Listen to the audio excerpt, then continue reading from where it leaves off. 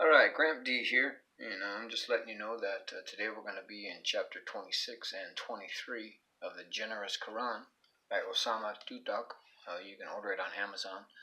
I recommend that you do that because this is a literal translation, not a watered down translation trying to be PC.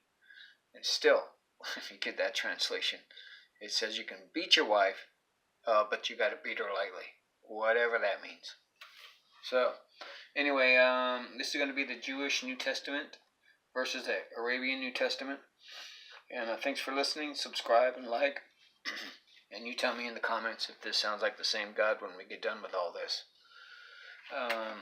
Shout out to David Wood, Pamela Geller, Apostate Prophet, Jay Smith, Sam Shamoon, Bridget Gabriel, Robert Spencer, Dan Gibson for History on Mecca.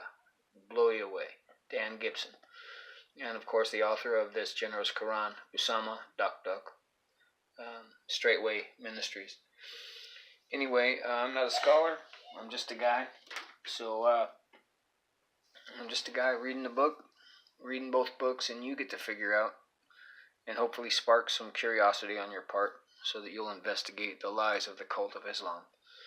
We're going to start here in chapter 26, then bounce over to 23 real quick. But these are the verses of the clear book. If you notice that, they're saying that the Quran is clear.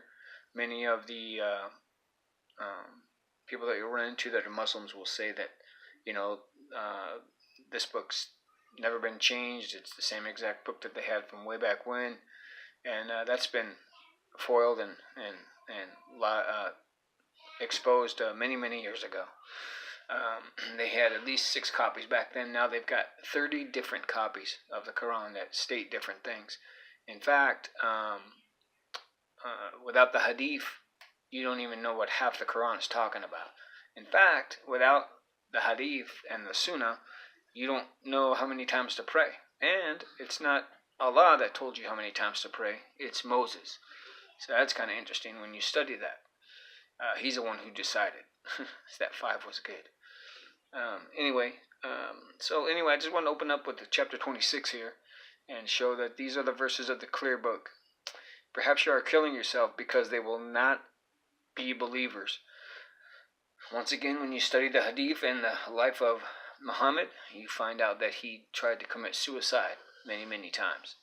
In fact, when Satan contacted him and said that he was the angel Gabriel in the cave, the first time, he thought he was demon possessed. So that's a whole nother can of worms there. So we're going to go ahead and go over to chapter 23, where we're going to read from today. And we'll go from there. Move this over just a touch here, other way. Okay. This is called The Believers. Indeed, the believers have proposed, those who are humble in their prayers, and those who turn away from vain words, and those who to the legal alms are doing. That's clear, right? Anyway, believers, male and female, must restrain themselves from sex with anyone except their spouses and their concubines or slaves, whether they're married or single. Okay, and those who are keeping their private parts, maintaining their chastity, except from their wives or what their right hand possesses, so surely they are not blamed. So whoever desires to reach more than that, so those are the transgressors. And those who to their trusts and their covenants are watchful, and those who to their prayers are keeping, those who are the heirs, those who inherit the paradise, they will abide in it forever. Now there's a bunch of scientific flaws here in the Quran. It's so funny, some of the things that Muslims claim. And this is one of them. He has like 3 or 4 different accounts of how man was made up in heaven, actually. The Garden of Eden wasn't on earth to Muslims' minds. It was up in heaven, in one of the 7 heavens. But anyway, this is a scientific misconception concerning the formation of a fetus. Also, Allah is one of many creators. And indeed, we created the human from an extract of mud. Sounds kind of similar to the way that the biblical account starts, and then it goes south. Then we made him nutfa in a secure place, and we created the nutfa into a clot. So we created the clot into a piece of flesh. So we created the piece of flesh into bones. So we clothed the bones with flesh. As far as I know, the fetus and everything, being this is from Allah saying how babies are made, it's all done together at one time in the womb. We can watch that. So once again, Muslims fall short. Then we made it another creature. So blessed be Allah, the best of creators. Then after that, surely you will die. Then you will surely be raised on the resurrection day. And indeed, we have created above you 7 ways, and we were not heedless about the creation. And we send down water by measure from the heaven. So we caused it to dwell on the earth, and surely we are able to take it away.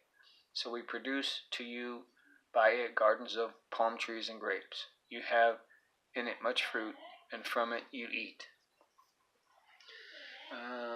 As you can see below that, Muhammad tells about all the trees on Mount Sinai, and just all kinds of stuff. Story of Noah and stuff. I didn't know that Noah had, I think it's 4 sons in this one. One of them actually stayed behind and was drowned. So let's go ahead and go to Matthew now. Okay. Jesus calls his first disciples. While walking by the Sea of Galilee, he saw 2 brothers, Simon, who was called Peter, and Andrew his brother, casting a net into the sea, for they were fishermen. And he said to them, "Follow me, and I will make you fishers of men." Immediately they left their nets and followed him. And going on from there, he saw 2 other brothers, James the son of Zebedee, and John his brother, in the boat with Zebedee their father.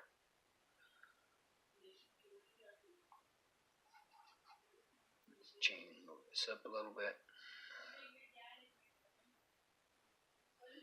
Okay, mending their nets, and he called them. Immediately they left the boat and their father and followed him. Jesus ministers to the great crowd.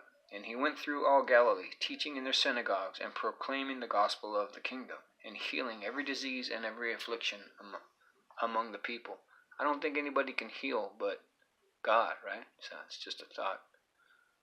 So his fame spread throughout all Syria, and they brought him all the sick, those afflicted with various diseases and pains, those oppressed by demons, and those having seizures and paralytics, and he healed them. And great crowds followed him from Galilee and the Decapolis, and from Jerusalem and Judea, and from beyond the Jordan. And we've got Sermon on the Mount with the Beatitudes. You should go read that, and then go ahead and compare that to stuff you'll read in the Quran, especially around chapter 9:5 and 9:29 in the Quran. Various other places where they talk about cutting off heads and getting extortion money if you don't want to join the team of Muslims that are happily spreading Islam. So that's it for today. Hope this sparks some interest. Like I say, I'm not a scholar. I'm not any kind of person. I'm just trying to get interest so people will, check this lie out that we're being told. Have a nice day. Bye.